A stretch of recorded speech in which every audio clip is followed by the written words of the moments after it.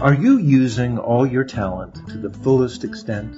Or more accurately, are you properly seeing all the talent that you have at your disposal? Do you really appreciate what your employees can do? Hi, this is David Allen Greer for How We Manage Stuff. This episode is a part of our regular series, We Read It, so you don't have to. However, this time we're doing something a bit unusual, even for us. First, we're reviewing a movie, not a book. The movie called Hidden Figures, which you should really see. We don't want you to skip it. It's a good movie. The plot is, of course, something from Hollywood, and it's a combination of Cinderella and maybe Beauty and the Beast. There is a skilled individual who's kept in a menial position because those around her can't appreciate what she really is. Under duress, they eventually discover her ability and let her rise to a position of leadership. Second, we're connecting this movie to a book that, well, actually comes from the How We Manage Stuff staff, or to be honest, comes from me. It's the book When Computers Were Human, which deals with the same issues that you see in Hidden Figures, but in a different context. When one steps into the light, others can be seen in the reflected glow. The movie Hidden Figures has brought a little light to the contributions of NASA's human computers. Women such as Katherine Goebel-Johnson and her colleagues of the West Area Computers supported the manned space program by doing hours of repetitive, detailed orbital calculations. These women, of course, were not the first mathematical workers to toil in the obscurity of organized scientific calculation. The history of organized computing groups can be traced back to the 17th century, when a French astronomer convinced three of his friends to help him calculate the date that Halley's Comet would return to view. Like Johnson, few human computers have received any recognition for their labors. For many, only their families appreciated the work that they did. And for some, only their closest relatives knew of their role in the scientific community. My grandmother confessed her training as a human computer only at the very end of her life. At one dinner, she laid her fork on the table and expressed regret that she had never used her calculus. Since none of us believed that she had ever gone to college, we dismissed this remark and moved the conversation in a different direction.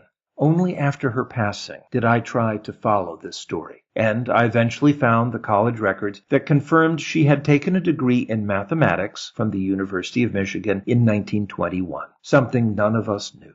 As I went through those records, I discovered a little illumination that she was not alone. Half of the 12 mathematics majors in her class were women. 5 of those 6 had been employed as human computers or statistical clerks.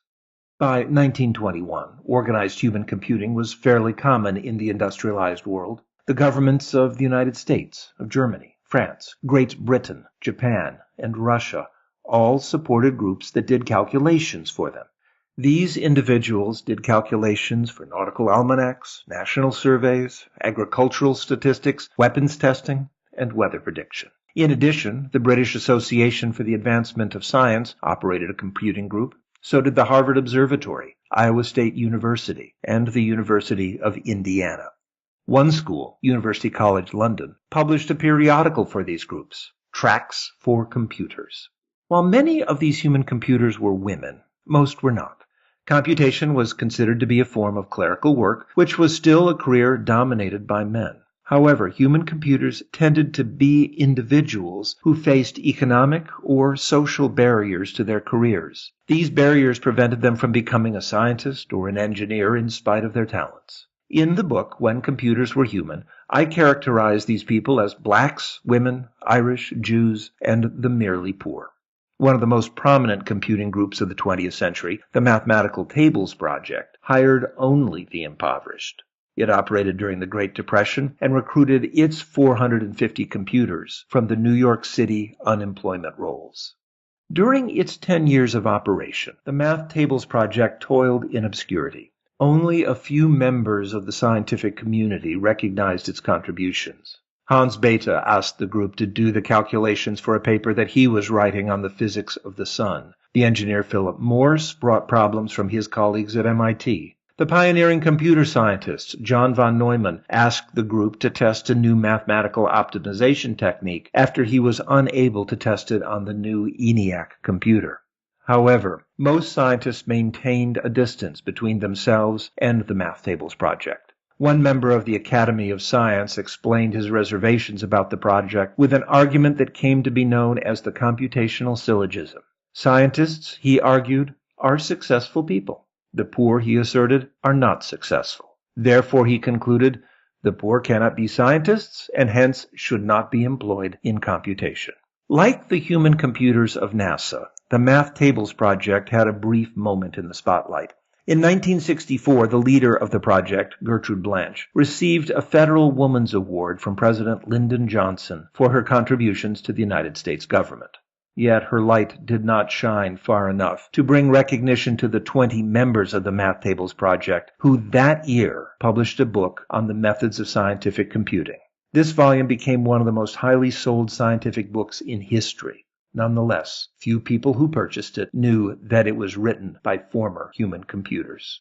The attention to Katherine Goebel Johnson is welcome because it reminds us that science is a community endeavor. When we recognize the authors of scientific papers or applaud the distinguished men and women who receive Nobel Prizes, or in the case of computer science, Turing medals, we usually fail to see the community members that were essential to the scientific work. Outside of the little circle of light stands the lab technicians, the equipment operators, the programmers, and of course, the human computers. At least in Hidden Figures, they receive a little of the reflected light. This is David Alan Grier for How We Manage Stuff. The movie is Hidden Figures, which actually began its life as a book. The other book referenced is When Computers Were Human from Princeton University Press. We read both so that you don't have to. Take care.